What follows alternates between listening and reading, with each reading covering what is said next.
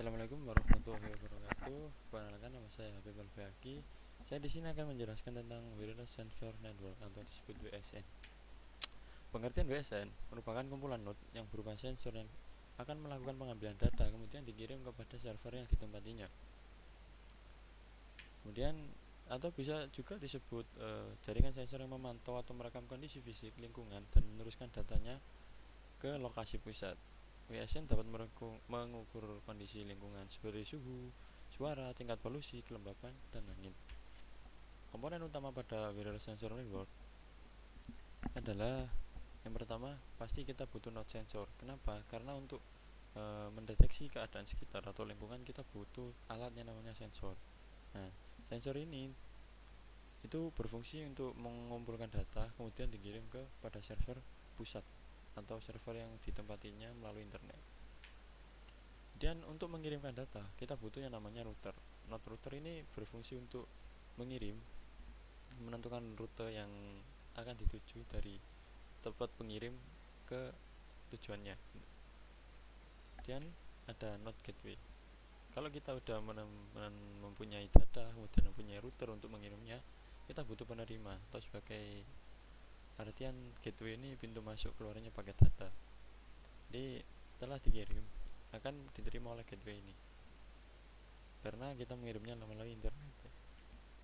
Nah, kemudian ciri-ciri WSN sendiri itu yang pertama itu minimal ada 2 buah node sensor, walaupun tidak tergantung satu sama lain atau bersifat otonom, tapi kita menimbulkan minimal 2 untuk mendeteksi keadaan sekitar. Dan bagusnya dia bersifat otonom, tidak bergantung pada node yang lain, tapi bisa melayani node yang lainnya gitu. Dan kemudian ada yang namanya self organizing network, yang artinya dia bisa melakukan pekerjaannya secara mandiri gitu.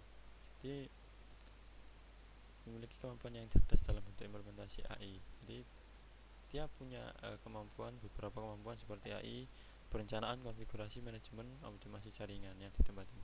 Itu dia bisa melakukannya secara mandiri. Kemudian yang kedua, self network maintenance.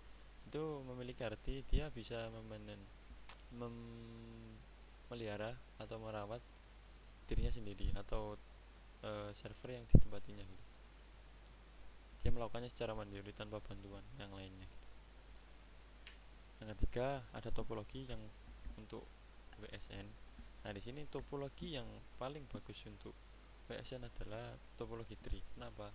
Karena topologi tree itu tidak memiliki paket loss, hampir tidak memiliki paket loss, dan kemudian konsumsi energinya rata-rata cuma sedikit.